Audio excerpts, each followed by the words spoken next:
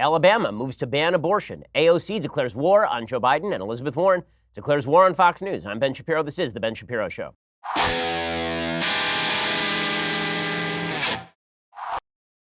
Okay, we are going to get to all of the myth-making surrounding abortion law today. We are going to get to the impact of the Alabama law that is likely going to be signed into law by Governor Kay Ivey today. But first, in 1966, Alan Greenspan famously said, quote, "Deficit spending is simply a scheme for the confiscation of wealth."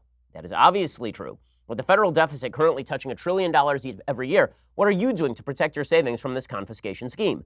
Greenspan offered one solution. He said gold stands in the way of this insidious process. Could you afford another hit to your retirement like the last downturn when the S&P dropped 50%? Hedge against inflation, hedge against uncertainty and instability by diversifying at least a little bit with precious metals. Gold is a safe haven against uncertainty. My savings plan is diversified and yours should be as well. The company I trust with precious metal purchases is Birch Gold Group. And right now, thanks to a little-known IRS tax law, you can even move that IRA or eligible 401k into an IRA backed by physical gold and silver, which is perfect for people who would like to protect their hard-earned retirement savings from future geopolitical uncertainty. Look back historically, when the bottom falls out of everything else, gold does tend to safeguard savings because it has never been worth zero. Birch Gold Group has thousands of satisfied customers, countless 5-star reviews, and A+ rating with the Better Business Bureau. Contact Birch Gold Group and get a free information kit on physical precious metals. Right now, they've got this comprehensive 16-page kit showing how gold and silver can protect your savings. Go check them out right now by texting Ben to 474747. Again, text my name, Ben, to 474747. That's Ben to 474747. Okay, so the big controversy of the day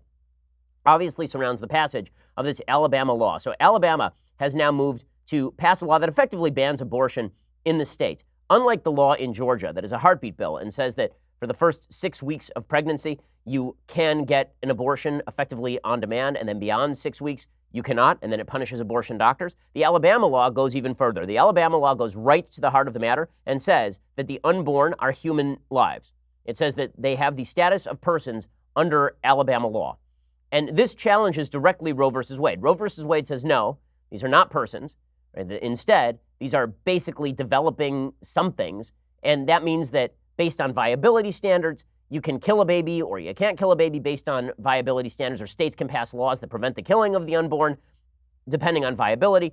And the standard is incredibly murky under Roe versus Wade. And then it gets even murkier under Planned Parenthood versus Casey, which is a case from the late 1980s, early 1990s as it moved its way up through the courts, in which the court basically ruled to limit Roe versus Wade and said that you can't pass a law that creates an undue burden on a woman seeking an abortion. The undue burden standard has always been quite vague, and my forecast has been that the Supreme Court, with the new Republican-appointed majority, would start paring back at Planned Parenthood versus Casey, but would not overturn Roe v. Wade. It would leave in place the idea that a woman has a quote-unquote right to an abortion, but it would pare back at the length to which that right extends.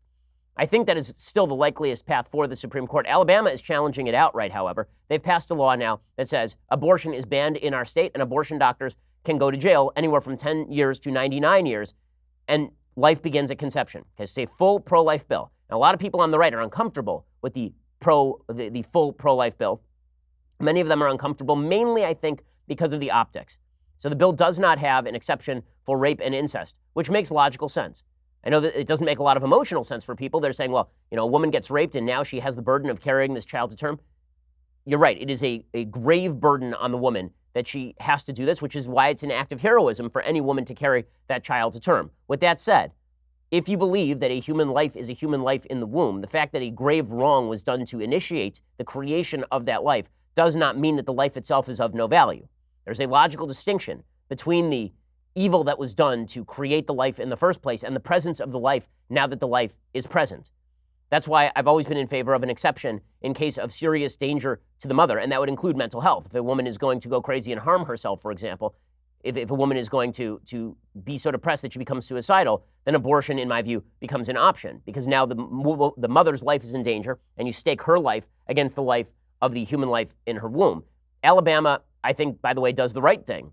From a pro-life perspective, when it comes to rape and incest, concessions with regard to rape and incest have always been sort of a sop to public opinion rather than a principled stand about the value of human life. They also open the door to the argument, okay, well, if you are saying that a human life is not a human life, if you don't want it to be a human life, then why wouldn't you extend that to cases other than rape and incest? It's also worthwhile noting that the left tends to point out arguments about rape and incest because those are the most emotionally resonant cases, in which people who are generally pro-life would say, well, maybe an abortion should be on the table. That's why the left likes to pick on it. The reality is that rape and incest represent significantly less than 1% of all abortions in the United States. And so I've always said that if you are not looking to just challenge Roe v. Wade outright, if what you're looking to do is create a consensus around abortion, what you say to folks on the left is, listen, we'll leave rape and incest alone for the moment, and let's agree on the stuff that we can agree on. Because what the left likes to do with the rape and incest exceptions is they like to say, okay, well, since everyone agrees that rape and incest exceptions should exist, therefore all abortions should be legal. The logic should really be the other way around. Okay, so let's even say that rape and incest exceptions should exist. Does that mean that you're against all the other abortions, or are you just using the outlier case in order to justify abortion in the vast majority of cases? In any case, the hard pro-life perspective, the obvious pro-life perspective here, when I say hard, I don't mean vicious or brutal. Hard, I just mean like the bare bones pro-life perspective says human life in the womb is worth protecting no matter how that human life was initiated. In any case, according to the New York Times, the Alabama Senate approved a measure on Tuesday that would outlaw almost all abortions in the state, setting up a direct challenge to Roe versus Wade, the case that recognized a woman's constitutional right to end a pregnancy. Now, even the euphemistic way that the New York Times talks about this stuff is pretty amazing. The right to end a pregnancy. That's not ending a pregnancy, guys, right? That is an editorial choice that you are making. It is a right to an abortion at the very least, a right to snuff out a human life in the womb at the very most, right to end a pregnancy. Okay, if you have a miscarriage, that is your right to end a pregnancy right there. Also, you have a right to prevent a pregnancy by not getting pregnant in the first place. You can tell the way the New York Times likes to slant its stories from the very outset. The legislation bans abortions at every stage of pregnancy and criminalizes the procedure for doctors, right? Not for women. So all the lies about how women are going to go to jail, this is the Handmaid's Tale. If women seek an abortion, then we're going to throw them in prison. None of that is true. The legislation is specifically directed at abortion doctors because this has long been the pro-life position, is that if you want to cut off abortion at the knees, you have to go after the people who are making money off the abortions. You have to go after the people who are professionally performing those abortions. In the same way that a lot of people who are sort of libertarian on drugs say that use of drugs should not be treated harshly by criminal law, but distribution of drugs is a different story. The same thing is true with regard to abortion. This does include an exception for cases when the mother's life is at serious risk, but not for cases of rape or incest. The House approved the measure last month. It now moves to the desk of Governor Kay Ivey, a Republican. Now, it makes people very uncomfortable on the left that apparently all the people who are behind this bill were men. There are only 4 members of the Alabama Senate who are women, and they are all members of the Democratic Party, but they are neglecting the fact that the governor of Alabama is a woman, Kay Ivey, and she agrees with her Republican caucus. Although the governor has not publicly committed to signing the legislation, many Republican lawmakers expect her support. In an email on Tuesday night, a spokeswoman for the governor, Lori Davis-Johns, said Ivey would, quote, withhold comment until she has had a chance to thoroughly review the final version of the bill that has passed. Now, here's the reality. This bill is not going to go into effect, barring the Supreme Court overruling Roe v. Wade, which is not going to happen. I've been saying for a long time, Justice Kavanaugh is not going to vote for that. Justice Roberts is not going to vote for that. I have serious doubts whether the Supreme Court, as currently constituted, would vote to overturn Roe v. Wade. Should they vote to overturn Roe v. Wade? Of course. Roe v. Wade is a garbage case. There is no precedent in the Constitution for the idea that a public act, like the killing of a third party with the consultation of a doctor, constitutes a quote-unquote right to privacy, a right to privacy that is not expressed in the Constitution of the United States. You have a right against unreasonable search and seizure. That is not what this is. You have a variety of rights under the Bill of Rights. One of those rights is not a generalized, quote-unquote, right to privacy. And in fact, we constantly violate the, quote-unquote, right to privacy in a bevy of circumstances. We violate the right to privacy when it comes to, for example, prosecuting people for making death threats. Not death threats that are specifically directed at folks via email, but if you put something up on your public Facebook page or something, that is no less a non-private event than going to a doctor's office and ordering up an abortion. We don't declare a right to privacy on that. There's no right to privacy when it comes to purchasing a gun. It's not just a question of you and your gun dealer getting together and doing it, right? There's no generalized right to privacy in the Constitution. You can't show me it because it doesn't exist. The reason the right to privacy was created is because the Supreme Court had a left-leaning majority. This left-leaning majority decided that because of quote-unquote emanations and penumbras in the Constitution, a generalized right to privacy was created. That was in Griswold versus Connecticut, where the Supreme Court decided that a state could not restrict contraceptive sales to married couples. And then it was extended forward to abortion. So this is all just made up stuff. Roe v. Wade is a very, very bad case. Even if you are an advocate of the right to abortion, there is nothing in Roe v. Wade that is legally reasoned. Roe v. Wade is a very poorly reasoned case. Even people who are honest on the left will acknowledge that it's a poorly reasoned case. Okay, with all of that said, will the Supreme Court overrule it? No, they don't have the stones to overrule Roe v. Wade. They're going to leave Roe v. Wade in place because they don't want the blowback of having overruled a very, very bad case. Instead, what they are likely to do, as I've said before, is they are likely to use the Planned Parenthood versus Casey undue burden standard, and they're likely to simply gradually allow states to move closer and closer to conception or to place more conditions on a woman's ability to get an abortion based on, for example, more information. She has to get an ultrasound. She has to have a 24-hour waiting period, that kind of stuff. That's why this is really about the legal challenge, not about whether this is going to go into effect. It's very unlikely to go into effect. Opponents have vowed to challenge the measure in federal court if it becomes law. Even the legislation's supporters expect that a lower court will block the measure, but it was drafted with exactly that in mind. Correct. The ban's architects, reflecting the rising confidence of abortion critics nationwide after the appointment of Brett Kavanaugh to the Supreme Court, hope the justices will use the case to reconsider the central holding in Roe and allow the Alabama measure to take effect. Eric Johnson, who founded the Alabama Pro-Life Coalition, he said until now there was no prospect of reversing Roe. He sees himself as a purist on the abortion issue. He said he did not support a spate of restrictive legislation that other states have enacted in recent months, including so-called fetal heartbeat bills. Given the current leanings of the Supreme Court, Johnston said, making such a measure, which does not directly challenge Roe, the subject of the court's next major abortion case, would be a wasted opportunity. He says heartbeat bills don't challenge the fundamental conceit at the heart of Roe v. Wade, which is that these are not human lives. He says, why not go all the way and just challenge the central holding in Roe v. Wade, which is that these are not human lives, and let's overturn that thing.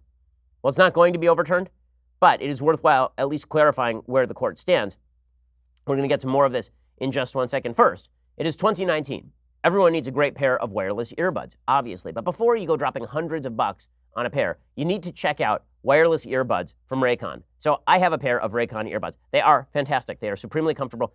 I was given AirPods for my birthday by my wife. I use the Raycons instead because they are actually better, and they start about half the price of any other premium wireless earbuds on the market. And they sound just as amazing. The company was actually co-founded by Ray J. Celebrities like Brandy and J.R. Smith are already using Raycons. Raycon's E50 wireless earbuds have totally changed the game for me. They're so comfortable. They have a bunch of options you can actually check out. They actually fit in your ear better, and they're really easy to take anywhere. Unlike some of the other wireless options, Raycon earbuds are both stylish and discreet, no dangling wires, no stems, and of course, they don't just look great, they also sound fantastic as well. Raycon offers their wireless earbuds for everyone. They have a range of colors at a great price. Go to buyraycon.com/Ben to get 20% off your order. That is buyraycon.com/Ben. You get 20% off Raycon wireless earbuds. If you've been eyeing a pair, now is the time to get them. One more time, that's buyraycon, RAYCON, buyraycon.com/Ben. Go check them out right now. They're incredibly comfortable. They are cheaper than a lot of the other options that are on the market. They're cool looking. You're really going to enjoy them. If you like listening to the podcast on your earbuds, the best way to get a wireless pair, buyraycon.com/Ben, and you're getting up to 20% off. That's a pretty solid deal, so go check them out right now. So again, that's buyraycon.com/Ben. Can't speak too highly about these earpods. They really are spectacular. You're really, really going to, they make a great gift. They make a really good gift for anybody for birthday, anniversary. Go check them out right now, buyraycon.com/Ben. Okay, Senator Roger Smitherman, a Democrat, told his colleagues that during his wife's pregnancy with their son, doctors had told him it was unlikely the child would be born alive. Smitherman said that he and his wife had decided to have the child anyway, that his son had been born with significant health problems. The significance, he said, is that I had a choice. But that cuts against your argument. In other words, your son was born. Yes, he has significant health problems. It is good that he was born. The law is supposed to protect people with health problems. Democrats and abortion rights advocates then use the argument that the measure would drive the procedure underground, endangering the lives of women and girls. Well, you know what endangers the lives of babies? Legal abortion. I love the argument that the only life that matters here is the life of the women or girls and quality of life of women and girls. You have another option, that is to bear the baby. There are many people who are willing to adopt. Now, it's hilarious. There are a bunch of people yesterday when I defended the pro-life position online. So I don't see you adopting any of these kids. That's true. I am not right now in the mode of it. Maybe sometime in the future my wife and I will adopt. But I'm not adopting right now. I have 2 kids of my own. I also have a generalized rule. I am not in favor of being able to murder anyone I don't adopt. It's a pretty terrible argument.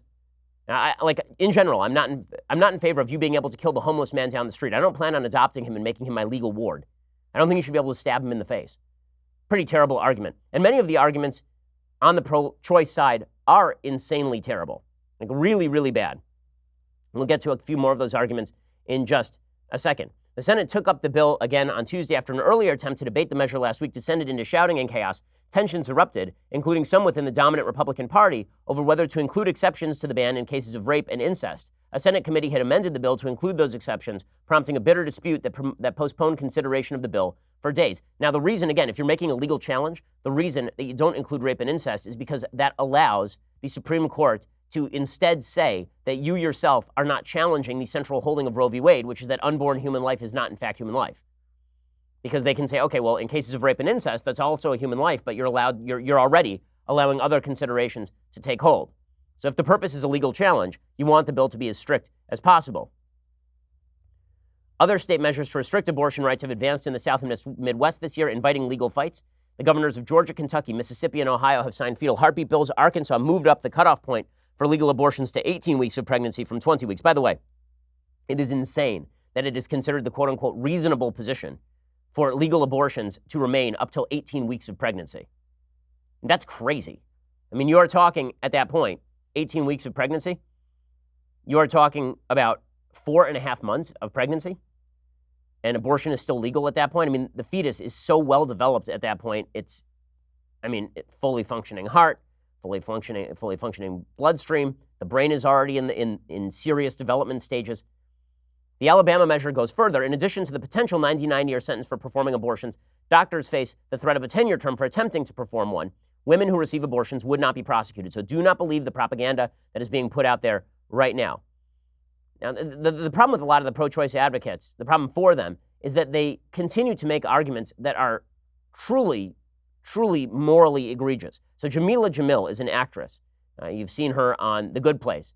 And she apparently had an abortion. And here's what she tweeted out. I had an abortion when I was young. It was the best decision I have ever made. Well, you know what would have been a better decision is to not get pregnant in the first place. She said it was the best decision I have ever made, ever. In all her life, her best decision was killing her own unborn child, both for me and for the baby I didn't want and wasn't ready for emotionally, psychologically, and financially. And so number one, she's acknowledging it is a baby. Number two, she is saying that it was best for the baby to die. Name me a circumstance in which it is best for you to die. Like, let's just forget about everyone. Just you, generally. What's the circumstance in which it is best for you to die? So you might be able to name some circumstances. Let's say that you are in egregious, horrific pain, and then you say that you want out of the pain. Maybe that's an argument.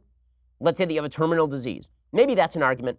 But let's say that you're a perfectly healthy human being, and you've been injured, and in a couple of months you'll be a perfectly healthy human being.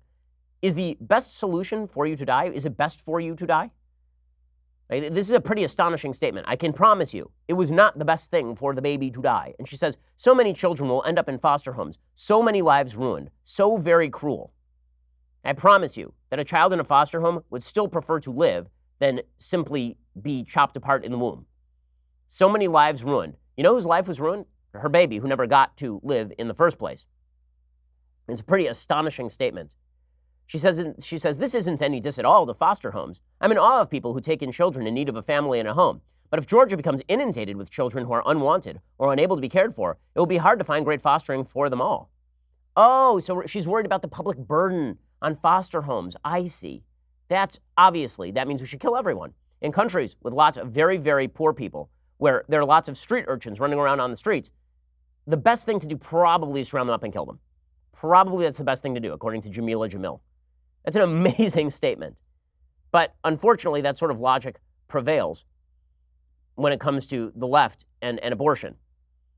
The logic of the left on abortion is completely and thoroughly unsympathetic to the very idea that there is a life in the womb. That is biologically incorrect. There is a human life in the womb, obviously, and that life does begin at conception. There is no other definition of human life that makes any sort of logical sense. When people say human life begins with brain activity, okay, so if you have somebody who is in a coma, can you kill them? No. When they say human life begins at viability, well then, my kids aren't viable now. If I left my 3-year-old alone for half a day, he would be dead because he is a crazy person, because all 3-year-olds are crazy people. Certainly this is true of newborn babies who cannot support themselves, feed themselves, and are completely dependent on their parents to take care of them, and a lot of old people who are dependent on caretakers. When people say that the standard should be sentience, okay, well, when you are asleep, you are not sentient. Does this mean that we can kill you? Obviously not. When people say, well, that's different. A baby is not sentient as a state of being. Yes, for a temporary time, and then the baby is.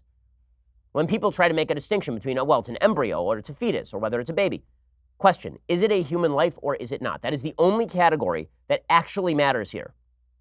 That is the only category that matters insofar as the quote-unquote choice to perform an abortion. Now, what people tend to do is they will pick hard cases. Now, the rule in law is what we used to, in law school, we used to describe it as hard cases make bad law. In other words, cases in which you are sympathetic to one side tend to make for bad general rules. And so what the left likes to do is pick hard cases. That's why they pick the rape and the incest cases. That's why they like to pick cases of Tay-Sachs babies. But hard cases make bad law. In other words, the general principle, which is that human life ought to be protected and that government has a role in protecting human life, is obviously true. One of the things that I found hilarious yesterday is advocates of abortion who, as a counter-argument to both the Georgia bill and the Alabama bill, were saying, well, now that you're declaring these fetuses human life, why don't you force men to pay child support during pregnancy? And the answer is, I'm with you, man. Do it. Absolutely. You knock up a lady, you shouldn't be able to take off. You should have to pay for that. Because the fact is that you created that and you're responsible for all of that. So not only do I not have a problem with that, I'm on the side of that. Pro-life people have thought through the consequences of the actions that they are taking. Pro-choice people, by and large, or at least the pro-choice position, by and large, has not actually thought through the consequences of its own positions. It has just settled for what is convenient in terms of what they think people should live like. So they think that abortion is good because it's convenient. They think that in order to facilitate that convenience, we should rule out of bounds all serious discussions about what constitutes human life. Or at the very least, what they do is they then demagogue the issue. They say things like, okay, well, let's say that you're in a room with a fertilized embryo and a 5-year-old child, and the room is on fire. Which one do you save? That's not the question. The question is, let's say that you're in a room with an embryo. Do you kill it? That is the question, right? It's not you have to choose between one life and another. We acknowledge that if the question is one life is in danger and that life happens to be fully born and one life is not, that's why even the Alabama law makes an exception for the life of the mother, obviously. But that does not obviate the question as to whether human life ought to be protected. Okay, so in a second, we're going to get to the 2020 race. But first, there are a lot of things in life that are not right. Carpet in showers, for example, chunky style milk, ejector seats on helicopters. None of those things are right. But thanks to Mint Mobile, you don't have to overpay for wireless anymore. With Mint Mobile, you can cut your wireless bill down to just $15 a month. They've reimagined wireless, making it easy and online only, which means they can pass significant savings directly to you. Mint Mobile makes it easy to cut your wireless bill down to just $15 a month. Use your own phone with any Mint Mobile plan. You can keep your old number along with all your existing contacts. With Mint Mobile, choose between plans with 3, 8, 12 gigabytes of 4G LTE data. Stop paying for unlimited data that you'll never use. Every plan comes with unlimited nationwide talk and text. If you are not 100% satisfied, Mint Mobile has you covered with their 7-day money-back guarantee. Ditch your old wireless bill, start saving with Mint Mobile. To get that new wireless plan for just $15 a month and get the plan shipped to your door for free, go to mintmobile.com/Ben. That is mintmobile.com/Ben. Cut your wireless bill to $15 a month. Get free shipping on your Mint Mobile plan at mintmobile.com/Ben. Go check it out right now. Again, you're going to be saving tons of money. A lot of these phone companies are charging you exorbitant fees for supposedly unlimited data that you are never going to use. Instead, go to mintmobile.com/Ben and cut your wireless bill all the way down to $15 a month. And by the way, the coverage is fantastic. I mean, you're still going to get reception because the reception is provided by companies that provide you your normal reception anyway. Go check out mintmobile.com/Ben. That is mintmobile.com/Ben. Go check it out right now. I want to talk for a second about Roe v. Wade and what the decision actually holds. So the decision itself has been ripped by many legal scholars, including John Hart Ely, who is no right-winger, saying that the decision is, quote, not constitutional law and gives almost no sense of an obligation to try to be. John Hart Ely said, quote, what is frightening about Roe is that this super-protected right is not inferable from the language of the Constitution, the framers' thinking respecting the specific problem in issue, any general value derivable from the positions they included, or the nation's governmental structure. Lawrence Tribe, who is about as left as it gets, said, quote, one of the most curious things about Roe is that behind its own verbal smokescreen, the substantive judgment on which it rests is nowhere to be found. Now, as I say, Planned Parenthood versus Casey is the case the court is likely to rely upon when it comes down to it. And while it reaffirmed Roe's holding about viability, it abandoned Roe's trimester framework in favor of fetal viability more generally. So Roe was more specific about the standard. They said that third trimester abortions, you could theoretically have restrictions on, none in the second trimester, none in the first trimester. But Planned Parenthood versus Casey moved to fetal viability. The Roe decision defined viable as potentially able to live outside the mother's womb, albeit with artificial aid. Justices in Casey acknowledged viability could occur at 23 or 24 weeks, sometimes even earlier, in light of medical advances. The opinion of the court is a joke. The opinion in Roe is just bad. And they just make it up. Harry Blackmun wrote it. Of course, the Republicans have a wonderful record of appointing justices. Harry Blackmun wrote, quote, "This right of privacy, whether it be founded in the 14th Amendment's concept of personal liberty and restrictions upon state action, as we feel it is, or in the 9th Amendment's reservation of rights to the people, is broad enough to encompass a woman's decision whether or not to terminate her pregnancy." That's an insane statement. Basically, this right that we're creating out of thin air, it could be in the 14th Amendment, could be in the 9th Amendment, could be anywhere, man. I have no idea. But, we're just going to declare it out there and say that it now covers abortion. The court basically spends no time establishing that a generalized right to privacy exists. The court said that having unwanted children, quote, may force upon the woman a distressful life and future. It's just a piece of leftist propaganda. The court didn't say that a right to abortion was absolute. It said that the other considerations would include protecting prenatal life. And then they get down to the crux of the matter. They say, we need not resolve the difficult question of when life begins. When those trained in the respective disciplines of medicine, philosophy, and theology are unable to arrive at any consensus, the judiciary, in this point of the development of man's knowledge, is not in a position to speculate as to the answer. Okay, that, of course, is absolute sheer nonsense. Virtually everyone in medicine, philosophy, and theology has declared that life begins at conception because it does. Biologically speaking, an independent human life begins at conception. There is no other point that you can declare that life begins. The court in Roe settled on 3 trimesters of pregnancy as the framework. They said that that there could be no restrictions on a woman's ability during the first trimester. After the first trimester, the court ruled that evidence of increasing risks to mother's health gave the state a compelling interest, and it could enact medical regulations so long as they were reasonable and narrowly tailored. And then, at the beginning of the third trimester, they said that there could be effectively be prohibitions on abortion where necessary to protect mother's life or health. Then you could have an abortion. That was basically the way that worked. And then Planned Parenthood versus Casey significantly sort of limited that. It's a bad ruling in and of itself, Planned Parenthood versus Casey. And they crafted, as I say, the undue burden standard for abortion restrictions. Under Roe, the state could not regulate abortions in the first trimester.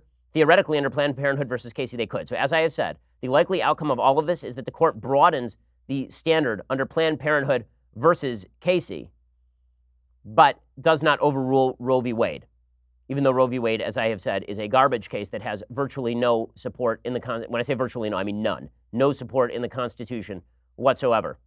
Sandra Day O'Connor wrote the opinion in Planned Parenthood versus Casey, and it is not a good opinion.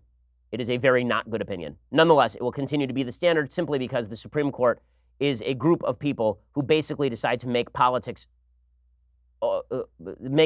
dominate the law. The law is less important than politics, and thus the court has continuously acted as a political body, not as a legal body, unfortunately, in violation of the prescriptions of the Federalist Papers, in which Alexander Hamilton argued that if ever the court should simply be using its will as opposed to the interpretation of the law, it would lose its raison d'etre. There would be no reason for it to exist. Okay, meanwhile, the 2020 race is finally starting to get interesting, and it's getting interesting because of the inimitable AOC, man. She is really going after it. So AOC does not want Joe Biden.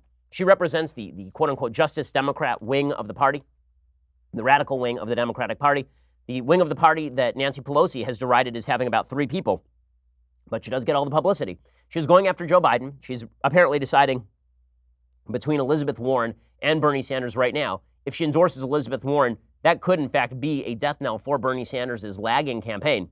Yesterday, however, her chief focus was going after Joe Biden, who she certainly doesn't want as the nominee because he's quote-unquote too moderate. Here she is slamming Biden over his supposed middle-of-the-road stance with regard to climate change. I will be damned if the same politicians who refused to act then are going to try to come back today and say we need a middle of the road approach to save our lives. That is too much for me. We cannot, and we will not accept anything less than a solution to save ourselves. And that's exactly what this is. Okay, so that is a slap at Joe Biden. Joe Biden responded by saying, no. She's not slapping at me. Everyone took it as a slap at Joe Biden because it basically was. I mean, Joe Biden himself was booed when he was mentioned as having supposedly said that he had a middle-of-the-road stand on climate change. Now he says, I'm not middle of the road. Guys, I'm far left. Like, just love me. Love me. I've never been in the middle of the road on the environment, and I tell her to check, the statement that I made and look at my record. She'll find that nobody has been more consistent about taking on the environment and a green revolution than I have. And so, look, anyway, but I can't, I don't think she was talking about me. He doesn't think she was talking about him? Yeah, Joe, she was talking about you. And if you think you're going to escape so easily, I mean, he sounds old there. He really does. And it's a problem for him because the new vibrant wave of youthful Democrats, they've got all the passion and all the moves, and they're hip and they can dance. They're really not going to accept the John Lithgow figure that is Joe Biden when it comes to their full push for socialism. Okay, in a second, we're going to get to more from the 2020 race and the dilemma of Joe Biden. But first, folks, you need to make sure that you tune in tomorrow at 7 p.m. Eastern, 4 p.m. Pacific for our latest episode of The Conversation. The execrable Michael Knowles will be answering your questions live on air, so make them good. As always, Alicia will be there to keep Knowles in line. The episode will be free for everyone to watch on Facebook and YouTube. Only subscribers can ask the questions, so subscribe to get your questions answered by Michael Knowles tomorrow at 4 p.m. Eastern, 7 p.m. Pacific. Join the conversation. My first question, why do you have a job? I'm really hoping that Michael Knowles answers that one properly, and that if he does not, then we get rid of him. But I suppose that you can ask him any question you choose. I just think it would be hilarious if every question you asked was that. So I'm not saying you should. I'm just saying you totally should do that. Okay, also, you should come subscribe for a variety of reasons. Right? Your subscribership helps us bring the show to you every day. It helps pay our staff. It helps make sure that we are insulated from the jackasses over places like Media Matters. Your subscribership makes sure that we can continue to bring you great content, even if social media giants decide to crack down on conservatives. That's what your subscribership does. We always appreciate it. It's $9.99 a month. And for that, you get all sorts of goodies, including 2 additional hours of me live on video every single day. We are working hard for your money. Also, you get the annual subscription for $99 a year. You get this, the Leftist Tears hot or cold tumbler. Now notice, it does not say, I get a lot of questions about this particular vessel. It says Leftist Tears, not liberal tears. Right? Liberals, you don't have to make liberals cry. They're nice people who just disagree with you on politics. Leftist tears, people who actually want to restrict people from speaking, people whose idea is to block Andrew Klavan from speaking at a university by locking the doors, which is what happened last night at one of these universities. Those tears we treasure and we hold them and we store them in this vessel, the Leftist Tears hot or cold tumbler. Go check it out right now for $99 a year. You can get the Leftist Tears hot or cold tumbler. It's cheaper than the monthly subscription. Anyway, also you get extra access to our Sunday special. It comes out on Saturday instead. You get extra questions behind the paywall. All sorts of goodies. I'm starting a new project today without the permission of or go ahead of my business partner. I'm just starting it because, man, I'm a little bored, I'll be honest with you. This news cycle is a little slow. So I'm just going to start something, and I think it will be available mostly for subscribers. I'm not going to tell you about it now. Suffice it to say, it should be kind of awesome. So go check us out right now. Subscribe, leave us a review over at YouTube or iTunes, where our listenership is extraordinary. We are the second most listened to podcast in America by statistics last month. Let's make it number 1 this month. Go leave us a review. We always appreciate it. We're the largest, fastest growing conservative podcast and radio show in the nation.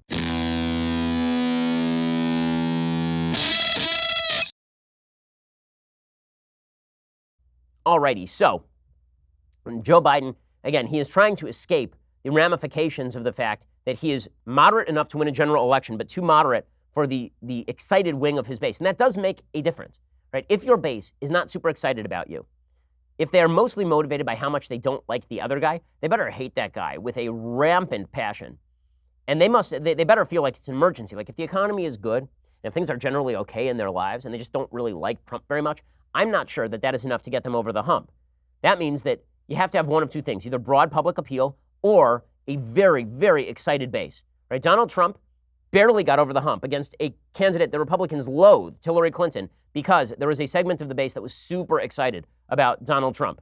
Okay? I'm not sure who in the Democratic base is super excited about Joe Biden. They hope that he has broad appeal. The problem is that he may have to choose between the broad appeal and the very excited base. The people who are going to go knock on doors, the people who are going to spend their days phone banking.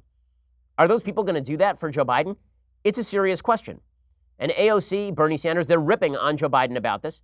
Here's Bernie Sanders subtweeting Joe Biden on climate change. When you're dealing with the future of the planet and making sure that our kids and our grandchildren have a healthy and habitable world in which to live, I don't know how you go too far.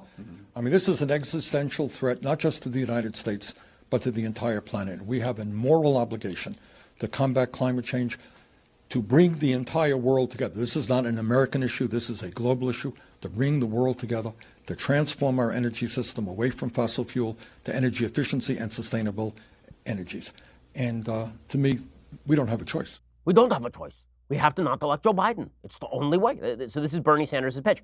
And also, it's Bernie Sanders who's pushing Medicare for all, a proposal so popular with the Democratic base that all of the fence sitters like Kamala Harris have come down in favor of it, at least when they're not against it. Joe Biden, however, has said that he does not support turning Medicare into a national health insurance program for everyone because, quote, the vast majority of people are satisfied with their own health care system today. He said he favors making a Medicare option available to all people in which you'd be able to keep your own insurance if you are satisfied. So he is in favor of a, quote unquote, public option. But the problem with the, quote unquote, public option is that if people are opting into Medicare and doctors are not taking Medicare, well, then you're not going to be getting very good care through Medicare. It's one of the reasons why people like people like Bernie Sanders, who are Medicare for all proponents, have said we need to eliminate private health insurance as an option because too many healthy people are going to be buying private health insurance. And that means that Medicare for all is going to be incredibly expensive. Basically, the only people who are going to get Medicare for all or Medicare for a public option are going to be high-risk people. So the government absorbs the cost for all the high-risk people. The reimbursement rates are too low. Those people still can't get care from the doctors that they want. So we have to force everyone into one giant pool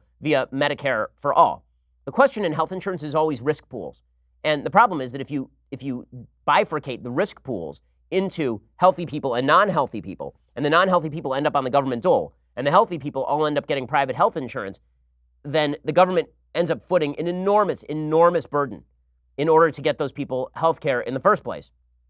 So that is why the Joe Biden plan has largely been opposed by Democrats. On the other hand, it's been opposed by Republicans, the public option, because there is the looming risk that public option quickly turns into Medicare for all, because the government can also subsidize at a rate that no one else can. So you could see a world where the government starts subsidizing Medicare for the public option, and everybody simply dumps their private health insurance. Employers start dumping private health insurance and tossing people onto the Medicare rolls, and private insurance industry dies, and then doctors are basically roped into de facto Medicare for all. So Joe Biden has picked the least popular option. The public option is actually the least popular option. There's Medicare for all. Hardcore Bernieites love that. And then there's private health insurance without a public option, and Republicans are generally in favor of that. And then there is the public option, which is so unpopular that Barack Obama couldn't even get a public option through his own party. Right? He controlled the Senate and the House. He could not get a public option through his own party. That is Joe Biden's position because he's, quote unquote, moderate. Now, the way he's trying to make up for the fact that he is, quote unquote, moderate is by suggesting, and by the way, his moderation, before I get to that, his moderation extends to his prior record. So he was confronted about his crime bill yesterday. Now, he's been trying to make amends for his 1994 support for the crime bill. I don't think he should have to make amends for a crime bill that helped lower the crime rate dramatically. And when people say, well, it led to mass incarceration, right, it locked up more criminals. You're going to have to show me all the innocent people who went to jail because of the 1994 crime bill. When people say that it was racially biased, the 94 crime bill, you're going to have to show me how. You can't just show me the disproportionate number of minorities in prison. You're going to have to show me that they were wrongfully arrested, wrongfully prosecuted, and wrongfully convicted. He has nothing to apologize for, in my view, the 1994 crime bill. And he's been trying to apologize for it nonetheless. He has to apologize because the woke base has suggested that the 94 crime bill was a great evil, even though in 1994, the crime rates in the United States were out of control. Inner city politicians were supporting the crime bill. Joe Biden says that, but that ain't going to be popular with a vast majority of his own base. So I'm curious how you're going to really repair a lot of the black and brown communities that have been ravaged by the war on drugs and mass incarceration. Folks, let's get something straight. 92 out of every 100 prisoners behind the bars are in a state prison, not a federal prison. This idea that the crime bill generated mass incarceration, it did not generate mass incarceration. What happened is the mass incarceration occurred by the states setting mandatory sentences. What happened was, if you go back and look, the Black Caucus supported the bill. So, folks, we don't need any more mandatory sentences, period. Okay, what's hilarious about that we don't need any mandatory sentences, is that very often mandatory sentences were better for a lot of the people convicted because they evened the playing field. The problem is without mandatory minimums or without mandatory maximums, what you end up with is judges basically deciding. So if you want to remove bias from the system, mandatory minimums are actually a more even way of doing all of this. But again, the real problem for Joe Biden here is, who is he? Is he, quote unquote, moderate Joe from the past, or is he progressive Joe for the future? This is why Joe Biden is trying to bridge that gap with simple Trump hatred. He's trying to paste over this particular gap. He's trying to spackle over that gap in the wall by talking about how Trump is an illegitimate president. He was confronted yesterday by a woman who started talking about how Trump was installed by the Russians, and Joe Biden did something truly terrible. Here he is. He's illegitimate. And my biggest fear is that he's going to do it again with the help of Vlad, his best pal, and we're going to be stuck for 6 more years with this guy. And that is terrifying. It's terrifying. Would you be my vice presidential candidate? Folks, look, you're absolutely right.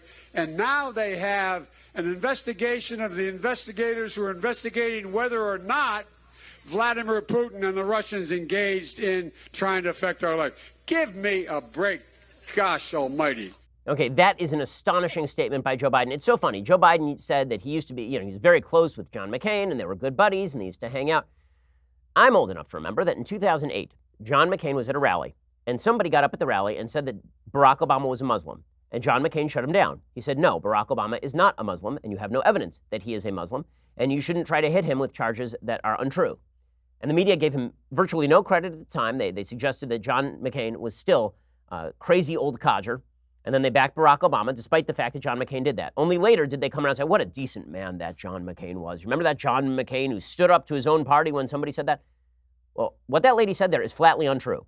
Donald Trump did not win because the Russians were working with Donald Trump to put him in the White House. He is not an illegitimate president. And yet you're not hearing Joe Biden shut it down. It's one of my pet peeves with a lot of folks on the left. When it comes to the placing of standards, they're all too eager to insist that Republicans place standards. And then when it's their turn to actually uphold the standard against their own supporters, they won't do it. They are nowhere to be found. They run for the hills.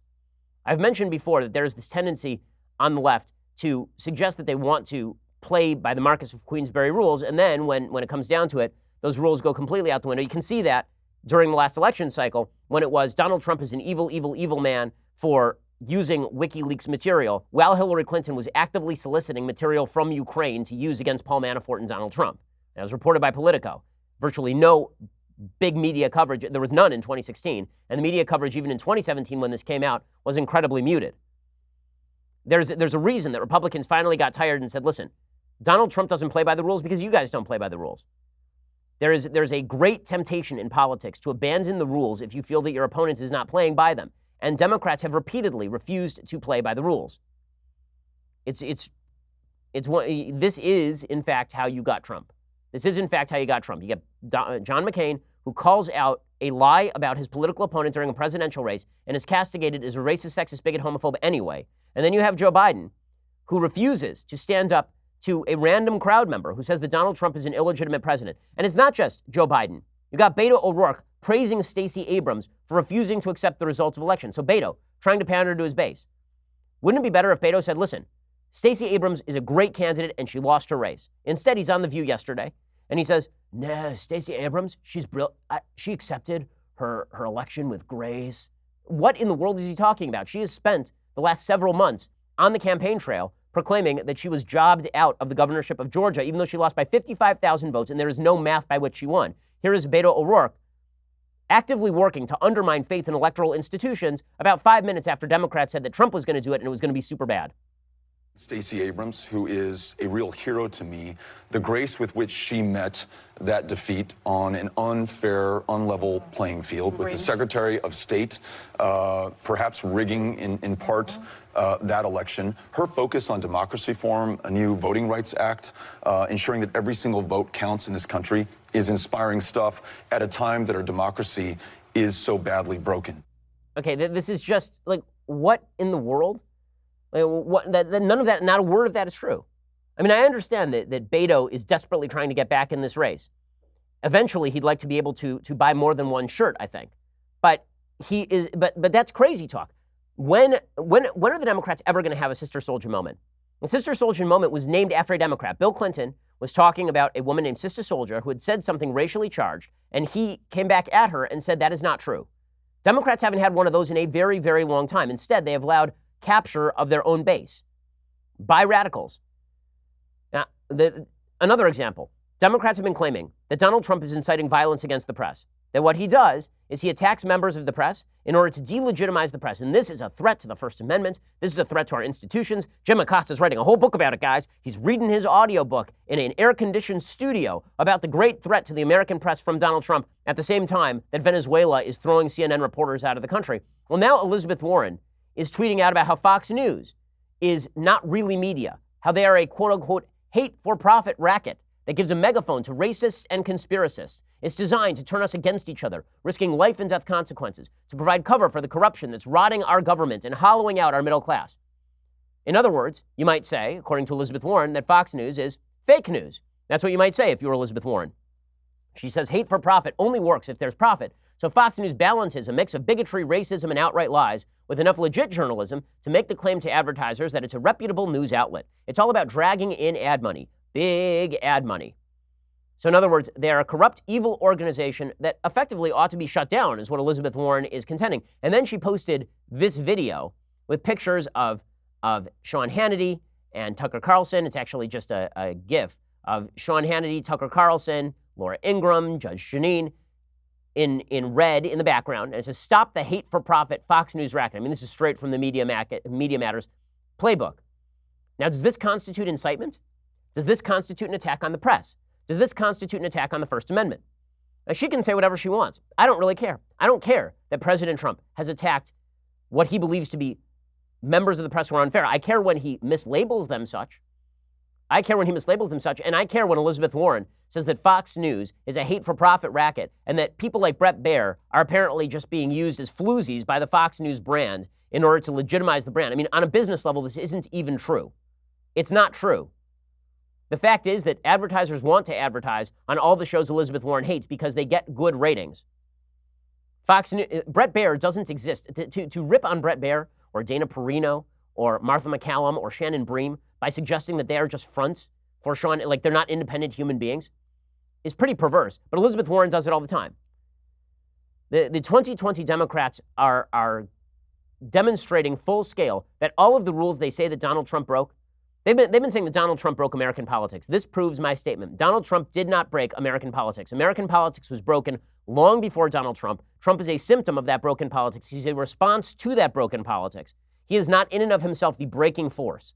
That doesn't mean he's made our broken politics better. It does mean that if you're blaming Donald Trump for divisions in America, you have a memory span of a flea. And you're blinding yourself actively to the Democratic Party right now and how they are doing all the things they accuse President Trump of doing on a regular basis. Alrighty, so let's do some things I like and then let's do some things that I hate. So, things that I like today. So yesterday I did John Wick 1. Now I'm going to get to the John Wick movie that is better. I know, this is a controversial opinion. John Wick 2 is better. It is more amusing. It is more interesting. It's more comic booky. Basically, John Wick 1 is a straightforward revenge drama in which about half an hour in, it turns from a straightforward revenge drama into sort of comic booky stuff when he gets to the Continental Hotel, and the Continental Hotel is this hotel for assassins. All that is the most fun part of John Wick. John Wick 2 is entirely that. So the entire thing is the Continental Hotel and assassins trying to kill other assassins, and it's just great. Here's a little bit of the trailer. Welcome to Rome. Is this a formal event or a social affair? Social. How many buttons? 2. And what style? Tactical. Mr. Wick, do enjoy your party. It's just great. So I'm on a John Wick binge right now because, of course, John Wick 3 comes out this weekend, which is the only thing that truly matters. I've gotten my wife into the John Wick movies now, and she is, one thing I love about my wife, when you're married for a while, we're married 11 years in July. When you're married for a while, one of the most fun things about your spouse is when they randomly surprise you.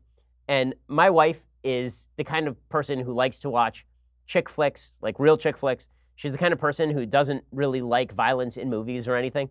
She really likes the John Wick movies, and it's really charming.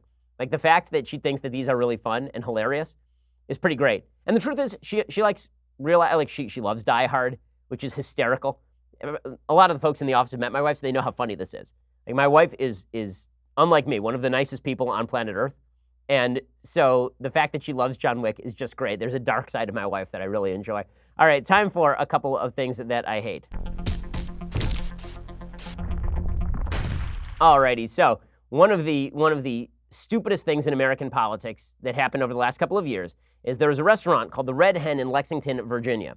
And that restaurant threw Sarah Huckabee Sanders out. So Sarah Huckabee Sanders, the press secretary for the President of the United States, sat down for a meal, and they said, "You are not welcome here." Now, I have long been an advocate. If you do not want to have somebody at your restaurant, you should not be forced to have somebody at your restaurant. I think it's an idiotic aspect of the Civil Rights Act that private establishments are told what they can and cannot do. Jim Crow laws were designed to tell private establishments what they could or could not do.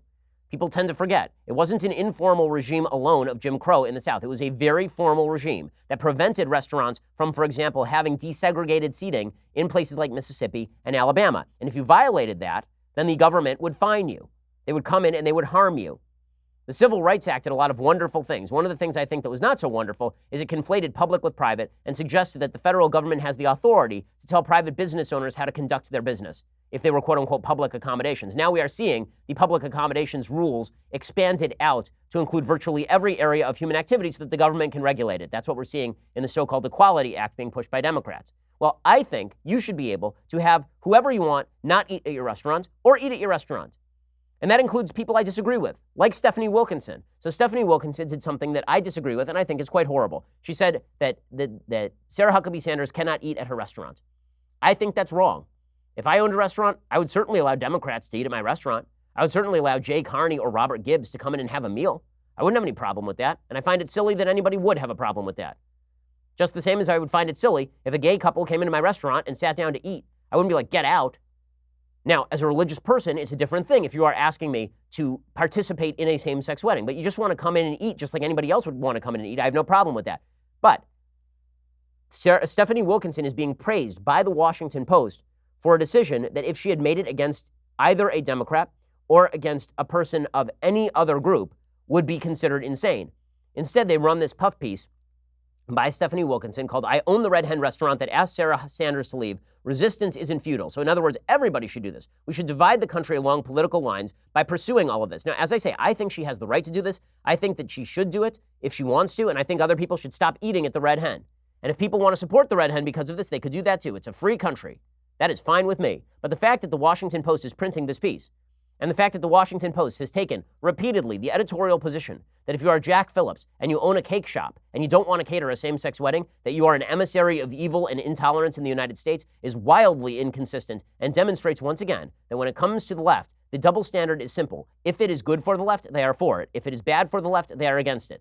There is no other standard. There is no objective standard of law that applies equally to everyone. There's no objective standard of morality that applies equally to everyone if you are on the hard left, or apparently on the editorial board over at the Washington Post. Okay, we'll be back here a little bit later today with 2 additional hours of content, or we'll see you here tomorrow. I'm Ben Shapiro. This is The Ben Shapiro Show. This is The Ben Shapiro Show.